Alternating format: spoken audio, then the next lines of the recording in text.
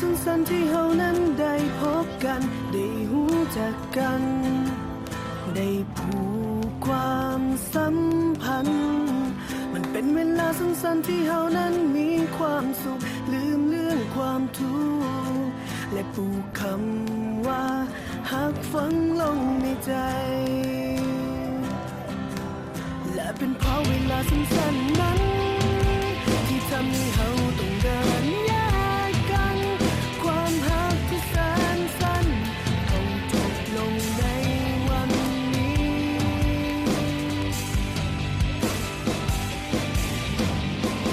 เจอจดและจำทุกคำทุกอย่างที่เฮาเคยบอกกันอายอุ่นของมือที่เฮาเคยจำสัมผัสกายในวันนั้นความฝันงดงามเมื่อตอนหลับตาที่มีเฮาอยู่ด้วยกันทุกความในวันเวลาที่ได้หายกัน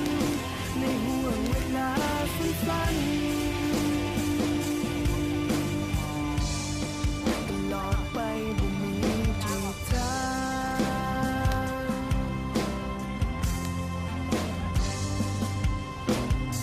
บ่ฮู้ชีวิตจากนี้เท่านั้นจะเป็นอย่างใดแต่ทั้งอย่างใดก็ขอให้โชคดีแต่ใครจะใช้ชีวิตอยู่กับเวลาที่เฮานั้นเคยมีเวลาสั้นๆที่แสนดีที่สุดในชีวิต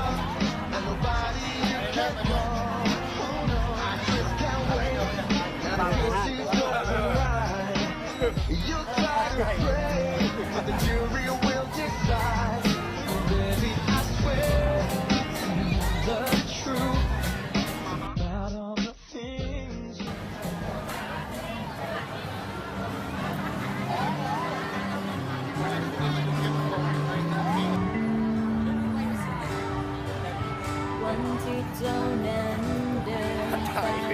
กับ